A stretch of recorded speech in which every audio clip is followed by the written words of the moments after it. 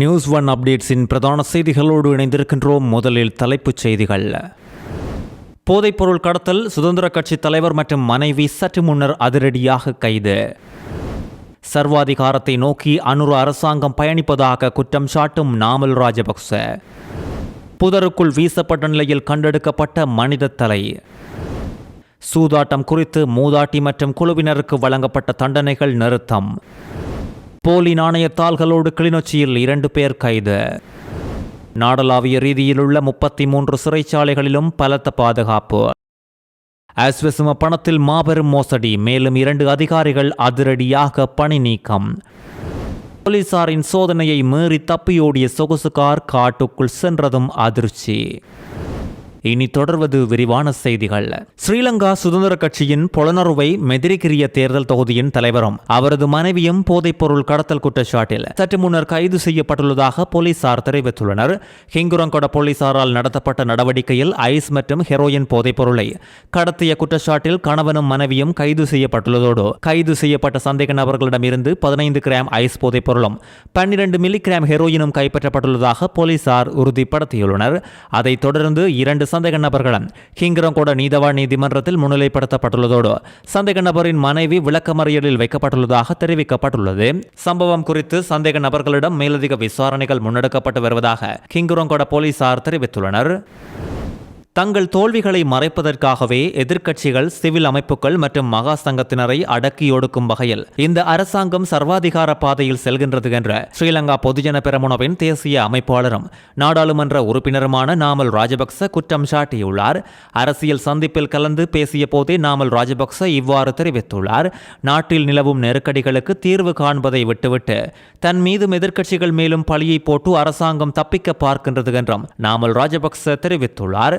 வரி கொள்கைகளில் அடிக்கடி மாற்றங்களை கொண்டு வருவதன் மூலம் சாதாரண உழைப்பாளிகள், நாளாந்த வருமானம் ஈட்டுவோர் மற்றும் மாத சம்பளக்காரர்கள் கடுமையாக பாதிக்கப்பட்டுள்ள அதேவேளை குறிப்பிட்ட சில தரப்பினருக்கு மாத்திரம் சலுகைகள் அள்ளி கொடுக்கப்படுவதாகவும் இவர் சுட்டிக்காட்டியுள்ளார். அரசாங்க கணக்குகளில் ட்ரில்லியன் கணக்கில் பணம் இருப்பதாக காட்டுவது மட்டுமே ஒரு அரசாங்கத்தின் வெற்றியல்ல என்றும், மாறாக புதிய தொழில் முனைவோரையும் செல்வத்தை உருவாக்கும் குடிமக்களையுமே அரசாங்கம் உருவாக்க வேண்டும் என்றும் தெரிவித்துள்ளார். இவ்வாறு தொடர்ச்சியாக அரசாங்கத்தை குறை கூறி கொண்டிருக்கும் எதிர்க்கட்சியினர் உட்பட பல முன்னாள் எம்பிகளுக்கு எதிராக பல வழக்குகள் உள்ளதோடு இந்த வழக்குகளில் இருந்து தப்பவே இவ்வாறு அரசாங்கத்தை குறை கூறிக்கொண்டு இருப்பதாக ஆளும் கட்சி அமைச்சர்கள் கூறியிருந்ததும் குறிப்பிட வேண்டியது. நாமல் ராஜபக்ச தொடர்ச்சியாக தெரிவிக்கையில், அண்மையில் இடம்பெற்ற அரச நிதி சைபர் திருட்டு சம்பவங்களின் நஷ்டம் உயர்த்தப்பட்ட வரிகள் மூலமாக பொதுமக்கள் மீதே சுமத்தப்படுகின்றது. தரமற்ற நிலக்கரி இறக்குமதியால் ஏற்பட்ட இழப்புகள் மற்றும் மின்சார கட்டண உயர்வுகளுக்கு காரணமானவர்கள் மீது நடவடிக்கை எடுக்காமல் அரசாங்கம் எதிர்க்கட்சியினரை இலக்கு வைப்பதிலேயே கவனம் செலுத்தியுள்ளது.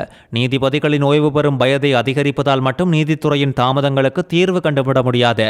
நீதிபதி வெற்றிடங்களை நிரப்புதல், புதிய நீதிமன்றங்களை உருவாக்குதல் மற்றும் நிபுணர் அறிக்கைகளை விரைவாக பெறுவதன் மூலமே வழக்குகளை விரைவுபடுத்த முடியும் என்றார் நாமல் ராஜபக்ச இதன் போது சுட்டிக்காட்டியுள்ளார். கிளிநொச்சி முழங்காவில் பகுதியில் வங்கியொன்றில் வைப்பிலிடுவதற்காக 2 போலி நாணயத்தாள்களை வைத்திருந்த குற்றச்சாட்டில் 2 சந்தேக நபர்கள் கைது செய்யப்பட்டுள்ளனர். முழங்காவில் பகுதியில் அமைந்துள்ள வங்கியொன்றில் வைப்பிலிடுவதற்காகவே சந்தேக நபர்கள் குறித்த போலி நாணயத்தாள்களை கொண்டு வந்துள்ளதோடு போலீசாருக்கு கிடைத்த தகவலுக்கு அமைவாக 2 பேரும் கைது செய்யப்பட்டுள்ளதாக முழங்காவில் போலீசார் கூறியுள்ளனர். நேற்று கைது செய்யப்பட்டவர்கள் பூநகரி மற்றும் நாச்சிக்குடா பகுதிகளைச் சேர்ந்த 26 மற்றும் 61 வயதுடையவர்கள் என்று தெரிய வந்துள்ளதோடு கைது செய்யப்பட்ட நபர்கள் கிளிநொச்சி நீதவான் நீதிமன்றத்தில் ஆஜர்படுத்தப்பட உள்ளதோடு சம்பவம் குறித்து முழங்காவில் போலீசார் மேலதிக விசாரணைகளை மேற்கொண்டு வருகின்றனர். நாட்டில் இருக்கும் சகல சிறைச்சாலைகளுக்கும் காவல்துறை விசேட அதிரடிப்படை மற்றும் முப்படையினரால் கொடுக்கப்படும் பாதுகாப்பு தொடர்ச்சியாக பலப்படுத்தப்பட்டுள்ளதாக சிறைச்சாலைகள் திணைக்களம் தெரிவித்துள்ளது. சிறைச்சாலை அமைப்பின் பாதுகாப்பை தொடர்ச்சியாக உறுதி செய்யும் பொருட்டே இந்த நடவடிக்கை முன்னெடுக்கப்பட்டு வருவதாக திணைக்களம் சுட்டிக்காட்டியுள்ளதோடு அண்மையில் பல சிறைச்சாலைகளில் நடந்த மோதல் சம்பவங்களோடு பல்வேறு குழுக்களுக்கு தொடர்புகள் உள்ளதா என்பது குறித்து விரிவான விசாரணைகள் முன்னெடுக்கப்பட்டு வருவதாக மாகாண சபைகள் மற்றும் உள்ளூராட்சி மன்றங்கள் பிரதி அமைச்சர் ருவான் செனரத் தெரிவித்துள்ளார்.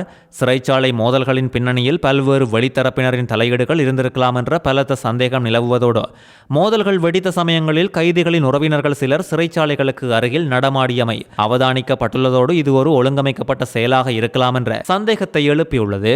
சிறைச்சாலை அமைப்பை தமது கட்டுப்பாட்டுக்குள் கொண்டுவர அல்லது அதன் மீது செல்வாக்கு செலுத்த முயற்சிகள் மேற்கொள்ளப்பட்டதா என்பது குறித்தும் அதிகாரிகள் ஆராய்ந்து வருகின்றனர். ஜனாதிபதியின் வழிகாட்டலுக்கு அமைவாக நாட்டில் இருக்கும் 33 சிறைச்சாலைகளினதும் பாதுகாப்பை உறுதிப்படுத்தவும் தேவையான நேரங்களில் உடனடி நடவடிக்கைகள் எடுக்கவும் அனைத்து பாதுகாப்பு படைகளையும் உள்ளடக்கிய ஒருங்கிணைக்கப்பட்ட பொறிமுறையொன்று உருவாக்கப்பட்டுள்ளது என்றும் இவர் மேலும் தெரிவித்துள்ளார். இன்று திருகோணமலை மொரவெவ போலீஸ் பிரிவுக்கு உட்பட்ட தம்பவெவ காட்டுப்பகுதியில் சொகுசு கார் ஒன்றை கைவிட்டுவிட்டு போதைப் பொருட்களோடு தப்பியோடிய சந்தேக நபர்களை கைது செய்வதற்கான விசாரணைகளை மொரவெவ போலீசார் முன்னெடுத்து வருகின்றனர். திருகோணமலை பகுதியில் இருந்து சொகுசு காரொன்றில் போதைப் பொருட்கள் கடத்தப்படுவதாக போலீசாருக்கு வந்த ரகசிய தகவலை அடுத்து மொரவெவ போலீஸ் நிலையத்துக்கு முன்பாக வீதி தடைகளை அமைத்து போலீசார் வாகன சோதனையில் ஈடுபட்டிருந்தனர். அந்த வீதியில் வந்த சொகுசு காரை போலீசார் நிறுத்துமாறு சொல்லிய போதும் சாரதி போலீசாரின் கட்டளையை மீறி வாகனத்தை நிறுத்தாமல் அதிவேகமாக செலுத்தி சென்றுள்ளார். தப்பி செல்லும் போது வீதியில் மோட்டார் சைக்கிளில் பயணித்த நபர் ஒருவரையும் இந்த கார் மோதியுள்ளதாக போலீசார் தெரிவித்ததோடு அத்தா பெந்திவெவ வீதியூடாக சென்ற இந்த வாகனம் தம்பவெவ குறுக்கு வீதியினூடாக அருகில் இருந்த காட்டுப்பகுதிக்குள் செலுத்தப்பட்டுள்ளது.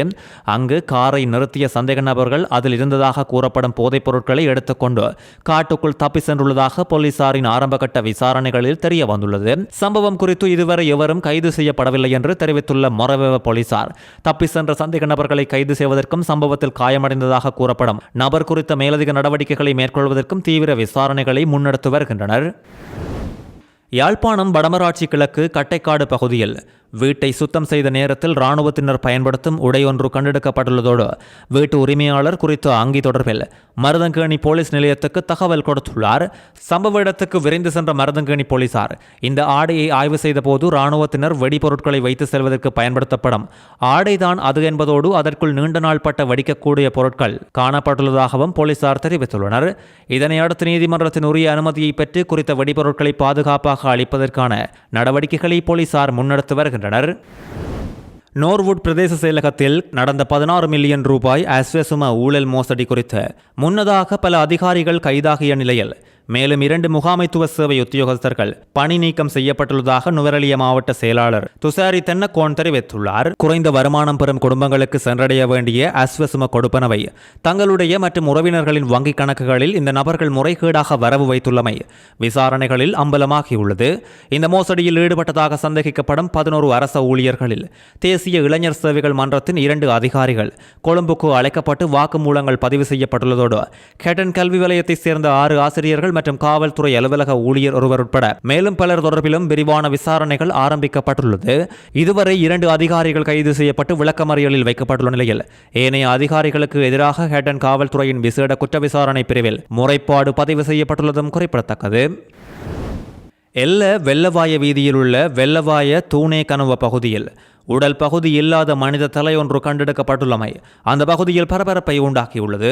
வீதி அருகில் இருந்த ஒரு புதரில் இந்த மனித தலை கண்டெடுக்கப்பட்டதாக போலீசார் தெரிவித்துள்ளதோடு கண்டெடுக்கப்பட்ட மனித தலை குறித்து உறுதியான தகவல்கள் இன்னும் வெளியிடப்படவில்லை என்றும் மேலும் இது சில நாட்களுக்கு முன்பு இறந்த ஒருவருடைய தலையாக இருக்கலாம் என்றும் போலீசார் சந்தேகம் வெளியிட்டுள்ளனர்.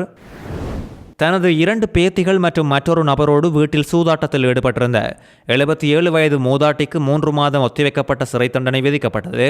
ஹொரணை தலைமை நீதிபதி லக்மினி விதானக்கமகே அவர்களுக்கு 50 மணி நேர சமூக சேவை செய்ய உத்தரவிட்டார். அவர்கள் வாழும் வீட்டுக்கு அருகிலுள்ள உடுவர கோவிலில் இந்த சமூக சேவையை செய்ய வேண்டும் என்றும் நீதிபதி உத்தரவிட்டதோடு உடுவர பகுதியில் வசிக்கும் 77 வயது மூதாட்டி அவரது மகளின் 2 மகள்கள் மற்றும் மற்றொரு அண்டை வீட்டுக்காரர் ஆகியோருக்கு இந்த முறையில் ஒத்திவைக்கப்பட்ட சிறை தண்டனை வழங்கப்பட்ட நிலையில் இந்த சந்தேக நபர்கள் ஆகஸ்ட் 6ஆம் திகதி அன்று அங்குருவேடோட்டா காவல்துறையினரால் கைது செய்யப்பட்டு நீதிமன்றத்தில் ஆஜர்படுத்தப்பட்டதும் குறிப்பிடத்தக்கது.